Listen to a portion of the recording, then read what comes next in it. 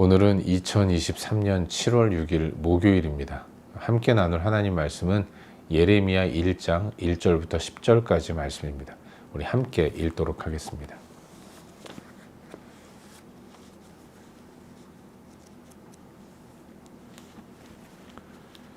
예레미야 1장 1절부터 10절까지 말씀 함께 보도록 하겠습니다.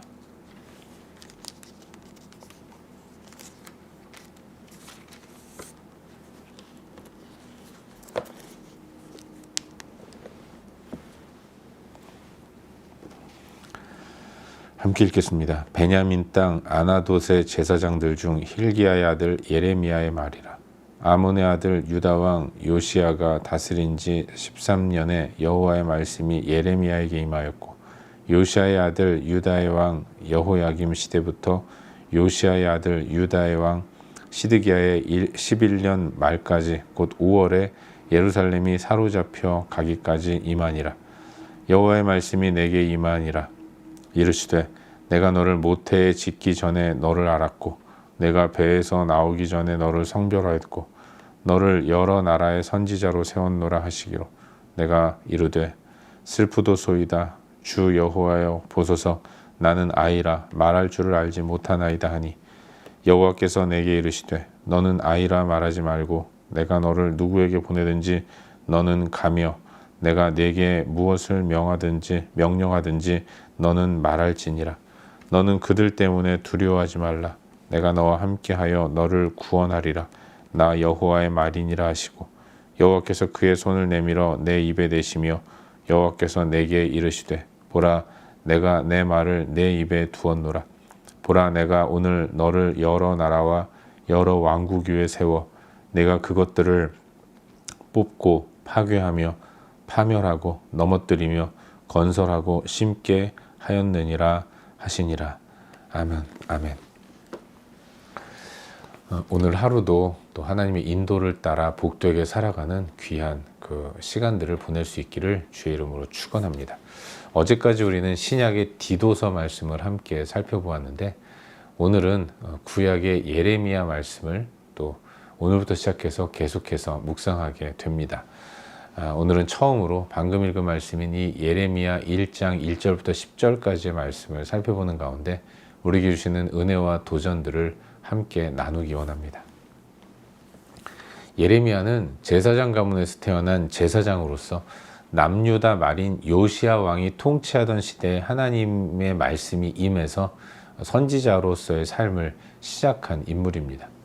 그는 요시야의 아들인 여호야김 시대부터 유다의 마지막 왕이었던 시드기야 왕 때까지 긴 시간을 예언 활동을 벌인 인물이라고 말할 수 있는 거죠. 시기적으로 보면 그가 하나님으로부터 부름을 받을 때는 요시야 왕 13년인데 그때는 BC 약 626년경입니다. 그리고 그는 시드기야 왕 11년 5월 말까지 그 사역을 감당했다고 기록하고 있는데, 그때가 BC 587년이에요.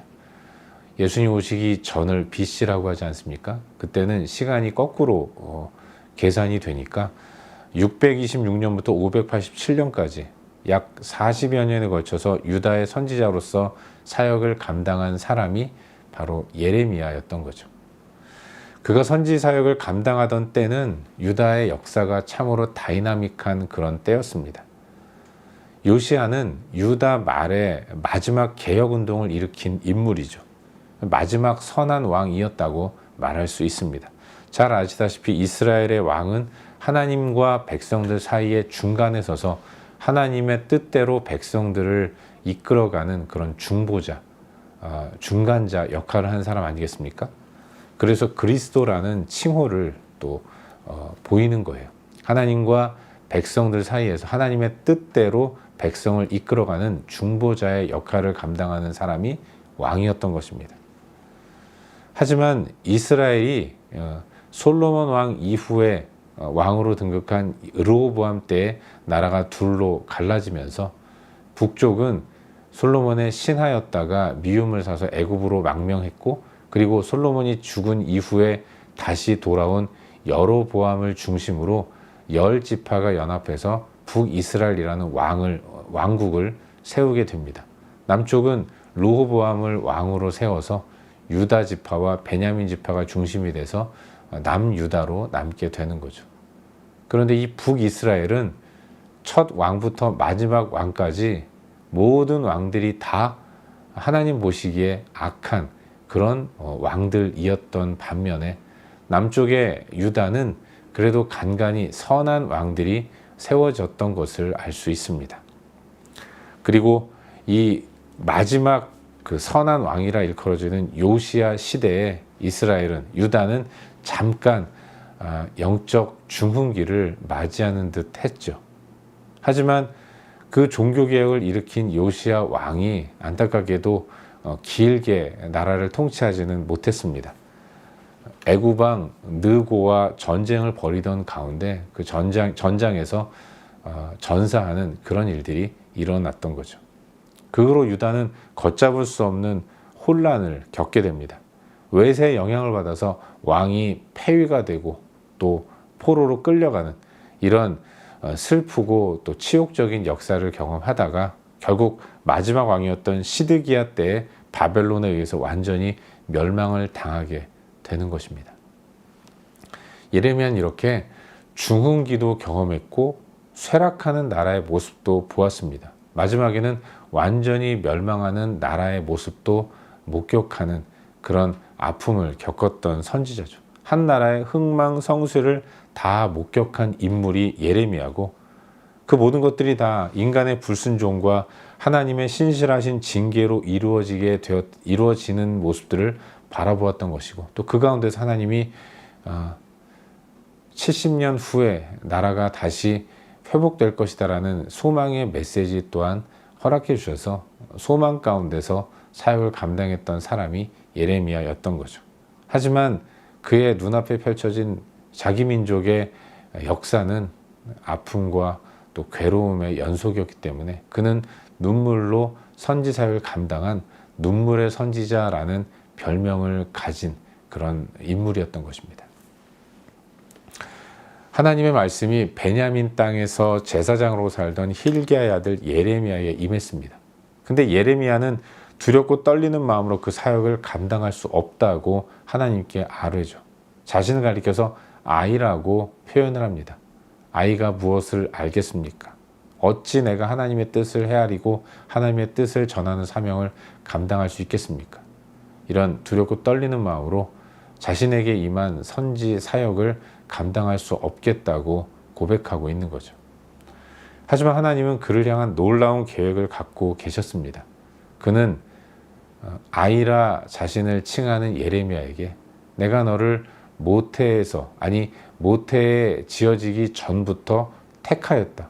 나의 뜻을 전할 선지자로 택하였음을 잊지 말고 너는 이제 아이라고 하지 말고 내가 너의 입에 내 말씀을 줄 테니까 내가 전하는 또 선포하고자 하는 나의 뜻을 세상 가운데 그리고 열방 가운데 유다만이 아니라 여러 이방 나라들에게도 선포하는 사명을 감당해라.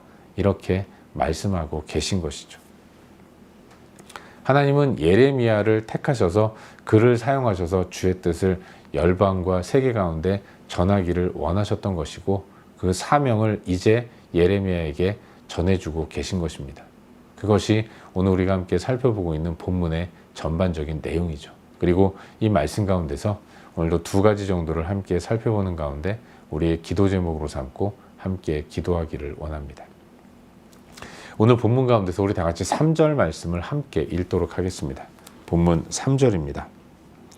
함께 읽겠습니다. 요시야의 아들 유다의 왕 여호야김 시대부터 요시야의 아들 유다의 왕 시드기야의 11년 말까지 곧 5월에 예루살렘이 사로잡혀 가기까지 이만이라. 아멘. 여러분, 오늘 함께 나누는 본문의 내용은 선지자 예레미야가 하나님께 부르심을 받는 소명의 내용들을 기록하고 있습니다. 왜 하나님이 그를 부르셨는가? 그리고 그가 감당해야 할 선지 사역은 어떤 것인가? 이걸 하나님이 그에게 말씀해 주고 계신 거죠. 그런데 우리가 한번 생각해 보아야 할 것은 이 예레미야가 선지자로 부름을 받았을 때의 이스라엘의 역사를 한번 묵상할 필요가 있는 것입니다. 여러분, 예레미야가 부름받아 선지자 사명을 감당하던 시대의 이스라엘은 어떤 모습이었는가? 정말로 혼탁하기 이를 데 없는 때였어요. 여러분, 남유다는 마지막 종교개혁을 일으킵니다.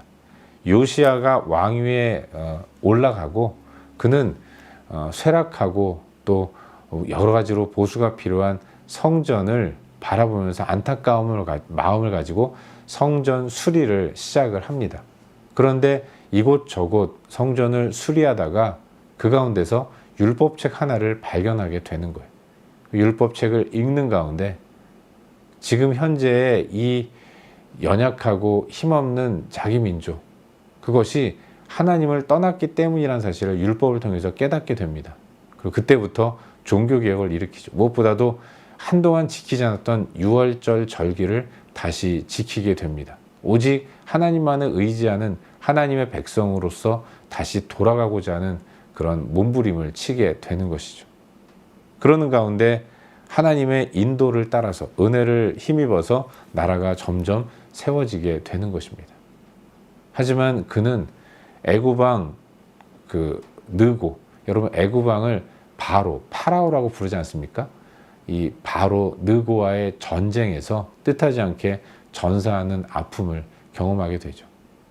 민족적으로 왕을 잃는 슬픔을 남유다가 겪게 되는 거예요. 그리고 그의 아들들이 차례로 왕이 되는 것이죠. 근데 여러분, 상식적으로 고대 왕은 부계 상속이 이루어지지 않습니까? 형제 상속은 부득이한 일이 있을 때 그러는 거예요. 왕이 아들이 없이 죽었을 때, 그때 형제 상속이 이루어지게 되는데, 하지만 유다는 갑작스럽게 요시야가 죽은 이후에 왕이 된 여호아하스, 그가 왕으로 등극한 지 3개월 만에 애굽의 공격을 받습니다. 아버지가 애굽과 싸워 전쟁을 하다가 전사했기 때문에 여호아하스는 애굽에 대해서 좋은 마음이 없었던 거죠. 그래서 반애굽 정책을 펴다가 그 애굽 왕 느고에게 공격을 받아서 그때부터 점점 무너지면서 애굽의 영향을 받게 됩니다. 왕의 이름도 여호야김으로 바뀌게 되는 거예요. 우리 일제시대의 창씨 개명 당하듯이 여호아하스가 여호야김이 되는 것입니다. 그리고 나서 바벨론에 또한 공격을 받아서 바벨론으로 끌려가게 되는 것이죠. 왕이 사라진 그 자리를 여호야김의 아들인 여호야긴이 왕위에 오르지만 바벨론은 자기들 마음대로 여호야긴을 폐위시켜 버립니다. 그리고 여호야김의 형제 여호야긴의 삼촌인 시드기야, 요시야의 아들인 시드기야를 왕으로 세우고 자기들 마음대로 통치하려고 하는 것이죠. 이렇게 흔들리는 유다의 역사를, 유다 말의 역사를 발견하게 되는 것입니다. 근데 여러분, 참으로 의미심장한 것은 이런 이스라엘의 역사가 계속적으로 반복되고 있다는 것을 알 수 있습니다. 참 재미있는 건 남유다에는 그래도 간혹 선한 왕들이 나타났다고 말씀드리지 않았습니까? 근데 재미있는 건 선한 왕 다음에는 이런 비참한 일들이 계속해서 일어났다는 것을 알 수 있어요. 그리고 가장 극악무도한 왕 다음에 선한 왕이 세워지고 그 선한 왕 이후에 나라가 계속해서 부흥 발전하면 좋겠지만 그 선정이 계속해서 이어지지 못하는 이스라엘 역사를 우리는 발견하게 되는 것입니다. 여러분, 요시야의 아버지는 아몬이라고 기록하고 있는데 이 므낫세입니다. 이는 참으로 악한 왕이었죠.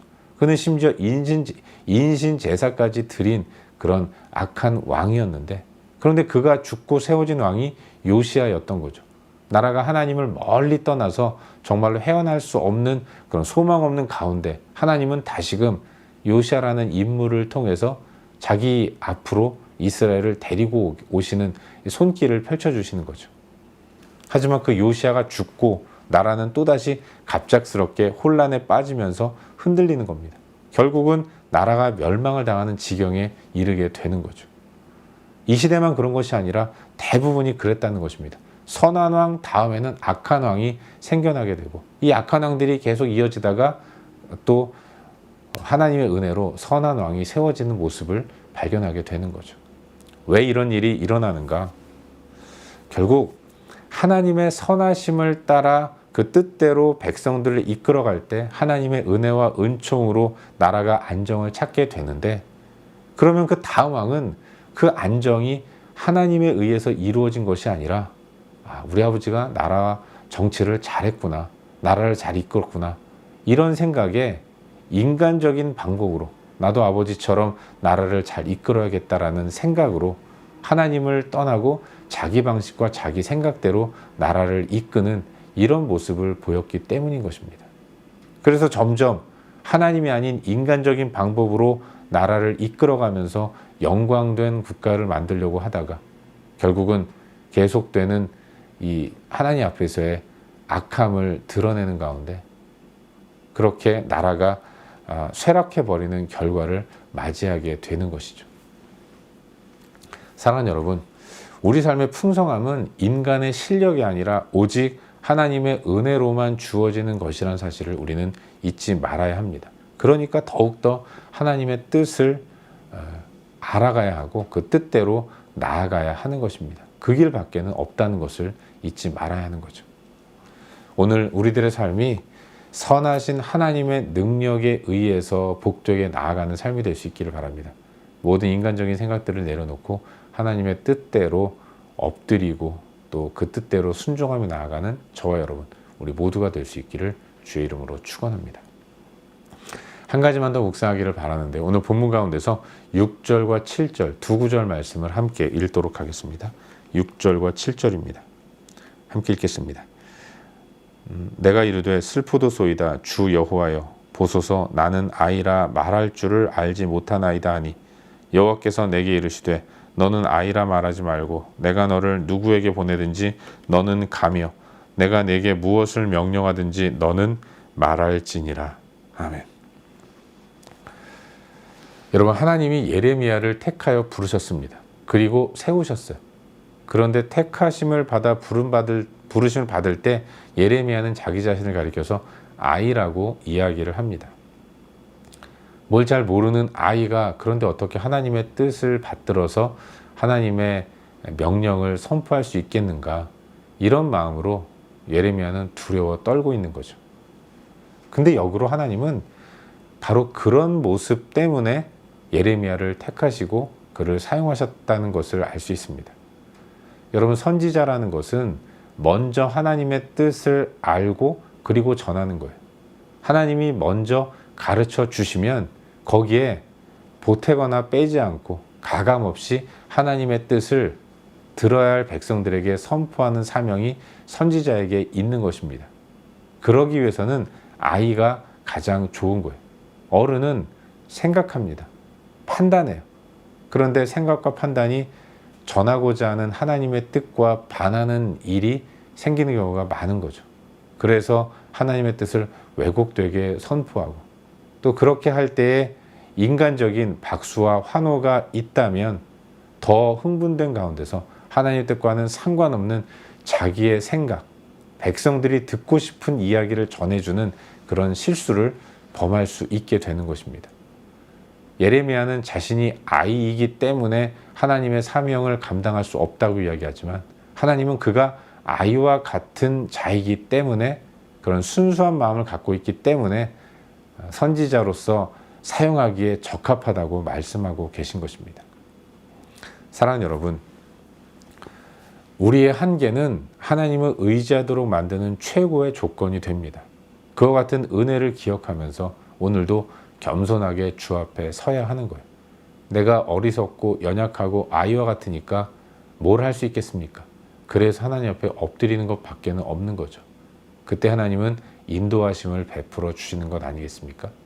오늘 하루도 내가 아이임을 부끄러워하는 것이 아니라 고백하면서 아이답게 하나님의 뜻을 먼저 받고 인도하심만을 따라가는 저와 여러분, 우리 모두가 될 수 있기를 주의 이름으로 축원합니다. 기도하겠습니다. 함께 기도할 때 주신 말씀 붙들고 기도하기로 하는데요. 하나님, 오늘도 주의 인도하심만을 잘 따라가게 하여 주시옵소서. 이 시간 말씀 기억하면서 기도하시고 우리의 중보가 필요한 여러 영역들 위해서 기도하신 이후에 각자 개인적인 기도 제목 가지고 기도하시다가 일상의 삶의 자리로 나아가도록 하겠습니다. 함께 기도합시다.